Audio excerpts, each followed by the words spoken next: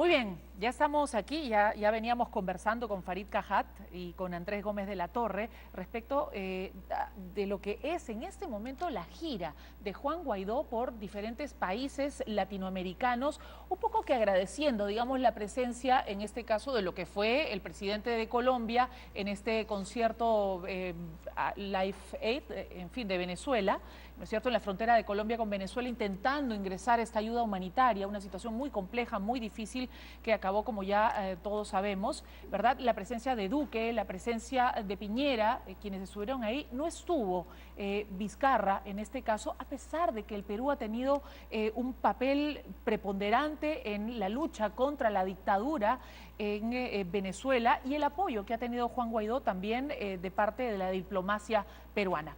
Muy bien, estamos aquí justamente para conversar respecto a esta gira y lo que les comentaba que, a ver, a mí también me había causado sorpresa el que no esté confirmado, según lo dijo el embajador Skull, la presencia de Juan Guaidó en el Perú. Se ha ido a Paraguay, Argentina, se va también, entiendo, a Ecuador, se va a Chile y luego se va a Venezuela. Lima, entiendo yo, no es un paradero pensado hasta el momento.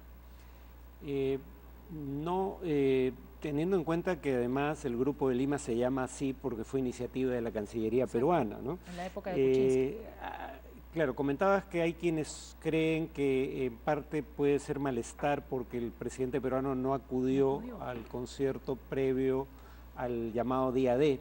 Y se fue a España, ¿no? Sí, pero precisamente yo creo que eso no debió politizarse. Si realmente el propósito era humanitario, no tenía sentido que hubiera presidentes ahí, y mucho menos que se le llamara Día D, que es una metáfora militar, es el día que se desembarca en Normandía y se da inicio a la batalla más grande de la Segunda Guerra Mundial. Desde ahí la concepción del fenómeno era contraproducente, en mi opinión.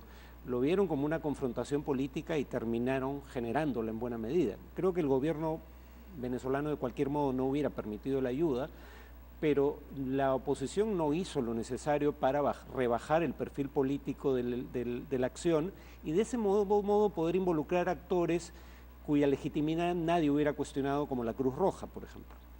Correcto. Ahora, pero hizo bien Vizcarra, para empezar, en no ir entonces a este concierto, en fin, al Día D. Era mejor el propio Bolsonaro también, ha sido más cauteloso, ¿no? Quizás ha habido en ese sentido un timing de cálculo.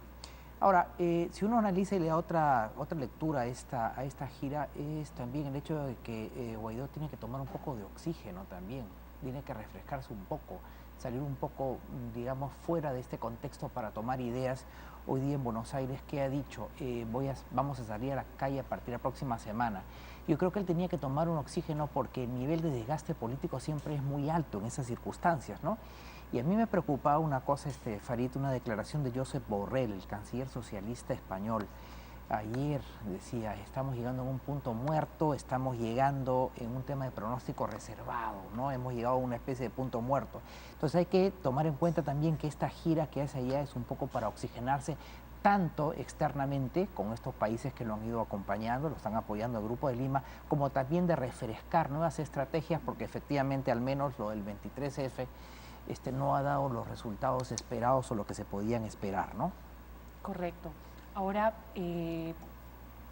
yo les pregunto igual, ¿no consideran entonces que el hecho de que, por lo menos hasta el momento, Juan Guaidó no haya agendado a Lima o el Perú para una visita, no es una respuesta por la falta de Vizcarra en su 23F?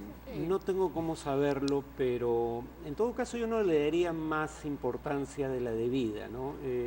Finalmente, lo importante para él es estar en su país, no en países de la región. Así es. Y yo diría que también es importante que empiece a tener una estrategia propia, que es diferenciada de la estrategia del gobierno americano, que en buena medida ha apoyado iniciativas que han buscado una muerte súbita del régimen.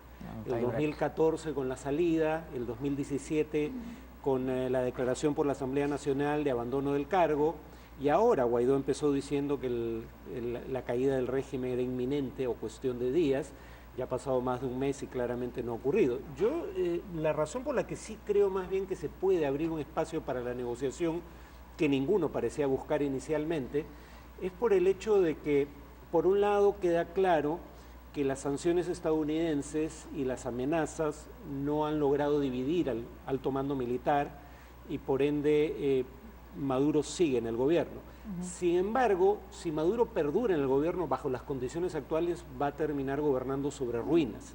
O sea, las sanciones económicas norteamericanas sí están teniendo un impacto, y habría que decirlo también, sobre la población, no solo sobre el régimen. Exacto. Y eso podía ser tolerable si era de corto plazo, pero si se prolonga en el tiempo y el gobierno no cae, la situación humanitaria va a ser aún peor. Entonces, bajo esas circunstancias, probablemente las partes tengan incentivos para negociar. La oposición puede decir con razón que en el pasado Maduro ha utilizado las negociaciones como una forma de dividir y desmovilizar a la oposición y además de aquietar las aguas internacionales. Hay menos presión sobre el gobierno si hay un diálogo o una negociación. Pero creo que precisamente por la presión internacional que hay en este momento y por el caos económico debido fundamentalmente a la gestión del gobierno, hay mejores condiciones para que una negociación sea fructífera y además tendría que tener precondiciones. Por ejemplo, liberación de presos políticos y que el gobierno deje de usar fuerza letal para disolver manifestaciones. Y una eventual negociación tendría que tener acompañamiento internacional, ¿no? Bajo el entendido de que el propósito último son nuevas elecciones. Correcto, correcto. Pero nuevas elecciones...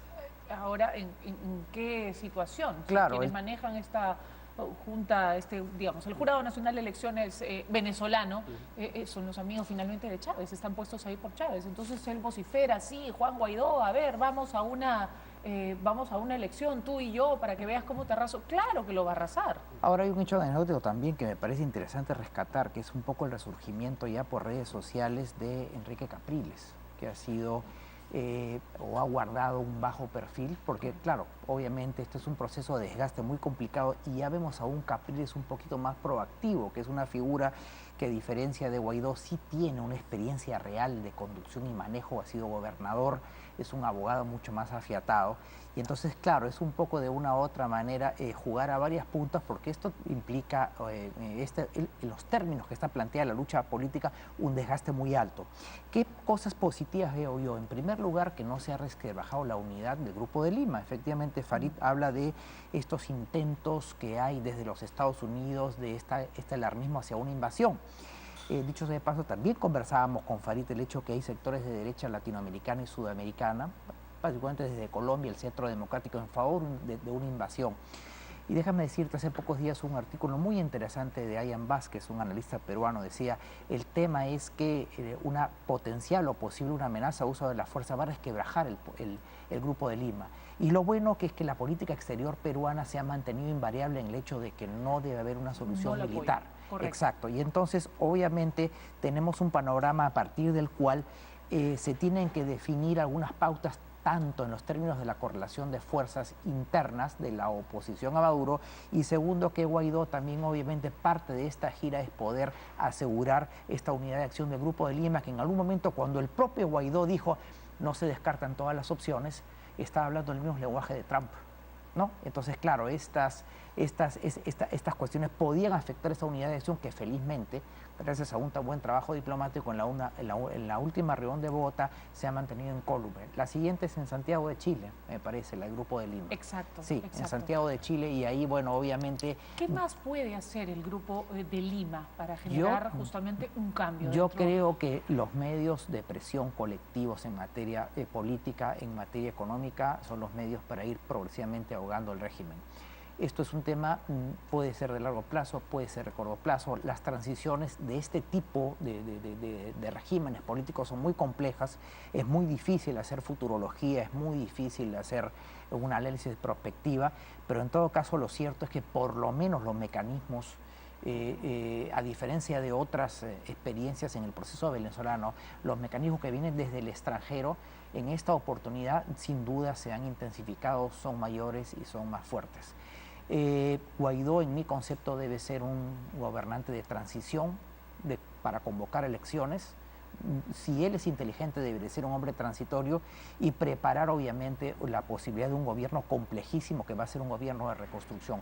Y finalmente, como hablábamos con Farid, hasta hoy día en Panamá hay un trauma por la operación Causa Justa del 89. Fue muy difícil para los panameños en general poder, hablando en términos criollos, masticar lo que fue esta operación Causa Justa para un país como Panamá. Entonces, obviamente, creo que estas visiones ultristas deben ser definitivamente atemperadas, y hemos visto felizmente una posición brasilera que, con todos sus defectos, ha habido un recorte, un cambio, porque la posición de Brasil, de Bolsonaro y de Hamilton Mourão, de su vicepresidente, que es un general, por lo menos se le ve ya en este momento mucho más consecuente de lo que había sido hasta antes de asumir el gobierno. Correcto. En Brasil, ¿no? Ahora, regresando al tema Guaidó, Estados Unidos teme por la seguridad de Juan Guaidó.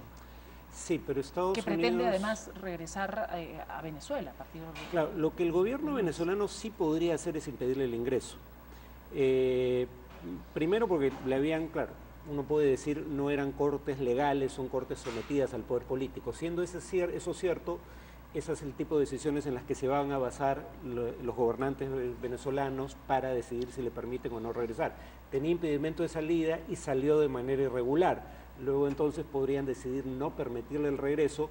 Yo dudo que se atrevan a permitirle el regreso y luego apresarlo, porque Estados Unidos ha dejado en claro que esa es una línea roja respecto a la cual tomaría acción.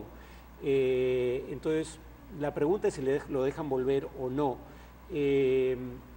Sobre el tema anterior, cuando hablaba de una negociación, obviamente una nueva elección pasaría por una reforma de instituciones, como el Consejo Nacional Electoral y el Tribunal Supremo de Justicia, que bajo su conformación actual no ofrecen ninguna garantía de elecciones independientes. Totalmente ninguna. O sea, eso sería materia de la negociación. Así es. Y como digo, la razón por la que yo creo que la negociación tiene posibilidades de éxito ahí donde fracasó en el pasado, es porque, por un lado, ni Estados Unidos ni Guaidó han logrado derrocar al régimen venezolano, ni el régimen venezolano va a poder subsistir en condiciones, digamos, de mínimas en lo económico. O sea, ese era lo económico para el pueblo, finalmente. Pero las sanciones norteamericanas están afectando a un nivel tal la economía que probablemente sea difícil incluso mantener las prerrogativas para amplios sectores de las Fuerzas Armadas. Tal vez los generales, pero no sé si con eso baste. Claro, en todo caso, tal vez Maduro prefiera ser presidente de un país en ruinas. Exacto. Que dejar de serlo. Y ser el último en morir, digamos, sí. en Venezuela. Pero no hay ninguna viabilidad económica en Venezuela bajo el esquema actual, ¿no? Incluso si no hubiera sanciones, por ejemplo, acabar con la hiperinflación sería muy fácil bajo un nuevo gobierno que tenga respaldo internacional, porque acabar con una hiperinflación habitualmente tiene un componente de credibilidad muy grande, y este gobierno no tiene ninguna credibilidad para afrontarlo. Entonces, incluso afrontar los problemas que ya tiene, si no hubiera sanciones norteamericanas, pasa por algún tipo de entendimiento con la oposición. Entonces, esa es la presunción que yo hago, ¿no? Que probablemente haya condiciones para que los militares, cuando menos, empiecen a presionar a Maduro para negociar. Hemos llegado a las 12. Comentario para cierre rápidamente antes que nos Lo cierto es que el país está destruido, eso es cierto, y que se va a necesitar, efectivamente parece que la oposición tiene ya un plan de reconstrucción de largo plazo, y obviamente... Pero la cosa es que los permitan operar. Y aparte de eso, la negociación con los militares, que es fundamental, ver cómo se va a negociar una salida. Mueven los hilos. Exactamente. Muchas gracias, buenas noches a todos, y bueno, espero que el lunes ya regrese Mijael, que te mejores si estás malito, y bueno, que tengan buen fin de semana. Chao.